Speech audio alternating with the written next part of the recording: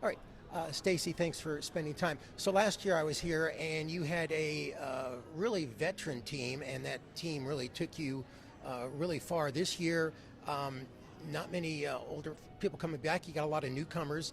Talk about the difference preparing for last season and prepping for this year. We have a couple kids returning that had some experience, but like you said, we have a lot of newcomers. So trying to figure out how it's going to look this year has been obviously the challenge in the summer, but it's been really fun reimagining who we are and who we could be.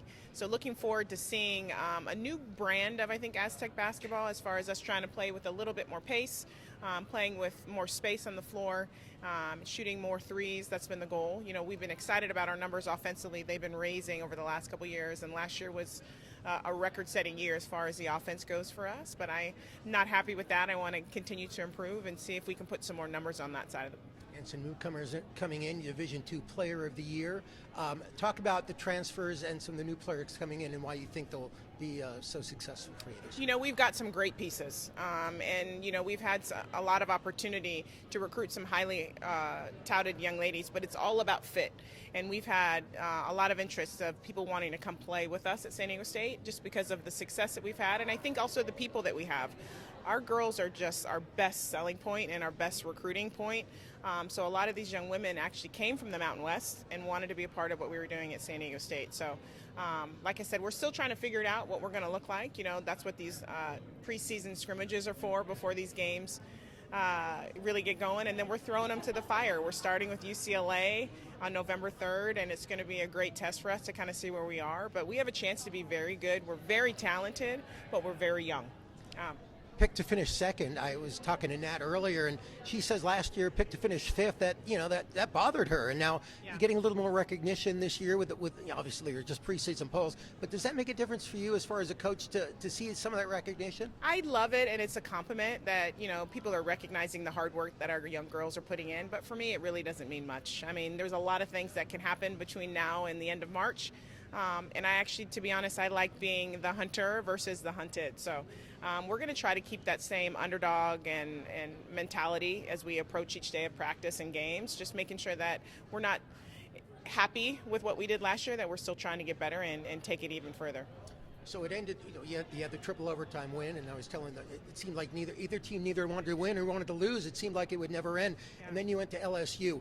Talk about what that LSU experience did for your team. They got to see a really great team up close and personal. Did it help them kind of see what more work they have to do to get to that point? I think so. I mean, there was a big difference between, the athleticism and how LSU was able to play. So I think that, obviously it hurt losing the way we did, but also, okay, we got a lot of work to do. So they came back really hungry in the offseason in the summer to get better and improve their individual games, and I think that's been a huge advantage for us.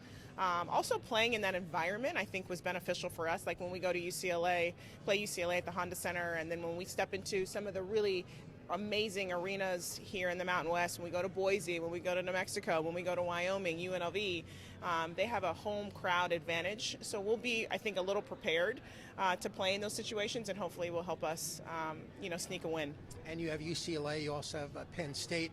How tough is how important is it for you against those Power Four conferences to, you could win those games, or just a good showing? What are you thinking? We're just trying to get better, and hopefully it equals a win, but we're just trying to get better. And I thought playing in Cancun last year when we played Wisconsin and Providence really helped us prepare us for Mountain West. So that's really the goal is we want to take a step up, so you gotta play the best to be the best, and that's was the mentality as far as scheduling as hard as we did. So I think, it might not be the same non-conference as we had last year, but I think we're going to be competitive, and I think we're going to grow a lot from it.